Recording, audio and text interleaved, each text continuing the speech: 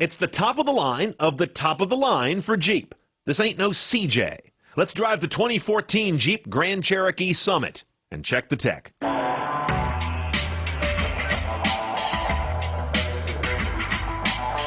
You can spot a 2014 Grand Cherokee by the face, revised rather notably. But beyond that, the Grand Cherokee carries on as something of the American Land Rover.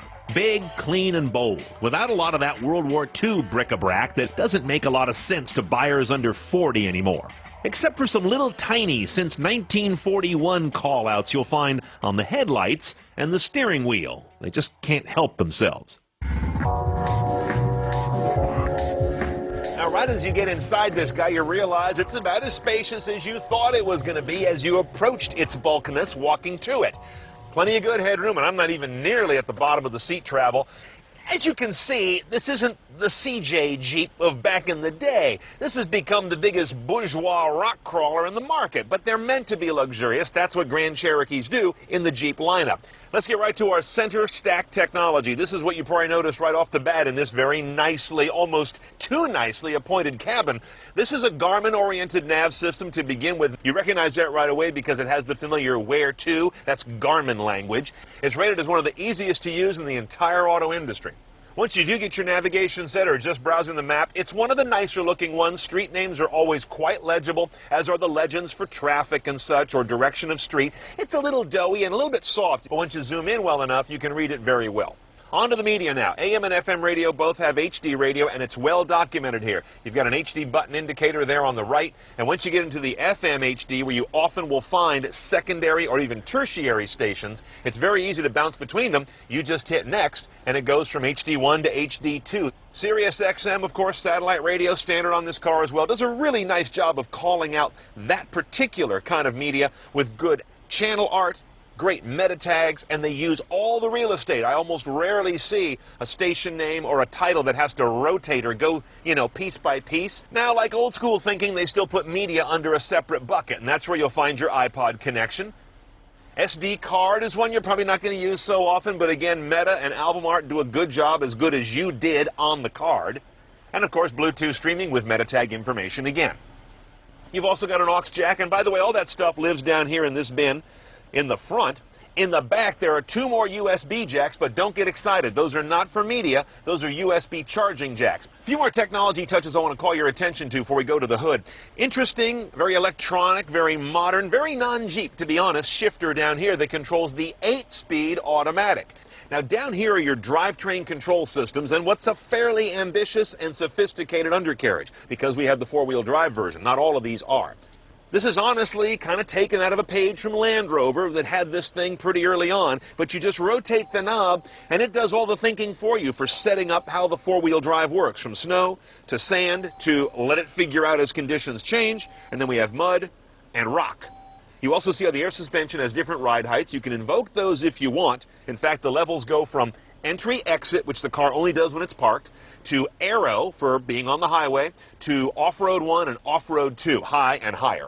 And then you can push it into four-wheel drive low right here. That, by the way, is even lower than it used to be on the Grand Cherokee. Now a 44-to-1 low-range ratio. Super crawl on that guy. And you've also got descent control right here to get down a hill using its smarts and not your foot.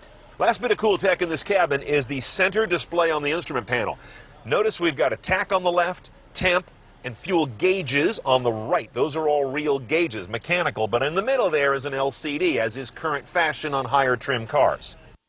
You connect apps. Now, not a lot going on here yet. You've got Bing search, a bunch of remote telematics you can do from your smartphone, and a hotspot, which functions as proof that car makers want a piece of the mobile bandwidth explosion.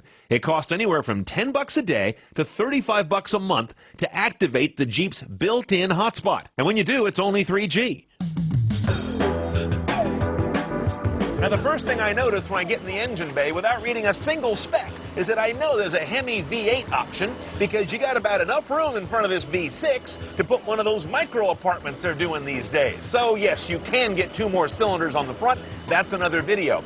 We have the 3.6-liter variable valve train V6, one of their Pentastar motors. This guy doesn't do any particular trickery, but delivers 290 horsepower, 260 foot-pounds of torque. Good enough to move this basically 5,000-pound vehicle up to 60 in about 7.5 seconds while delivering, not bad, 1724 mpg in 4x4 trim.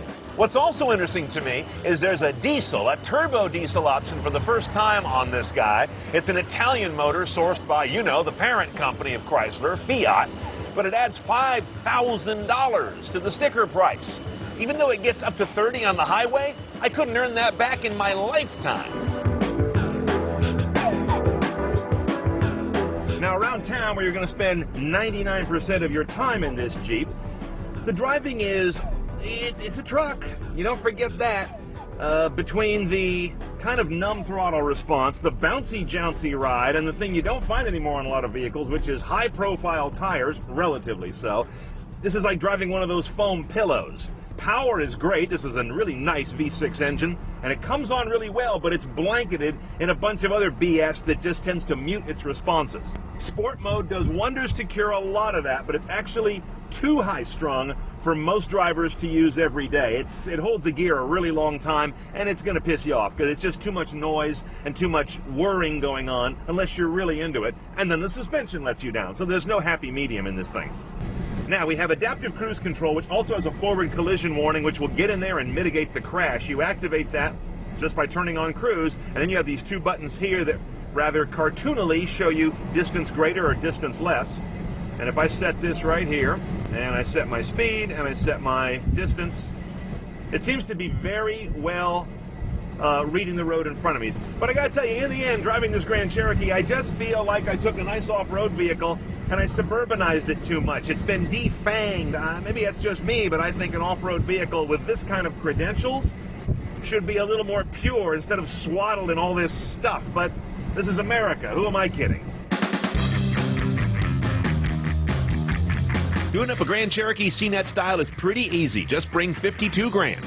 You order the Summit trim level that we have at about $49,000, and then add 4-wheel drive for $3,000 more. Skip nonsense like the optional backseat Blu-ray system, and tell your kids to just roll down the window. That thing out there is called a tree.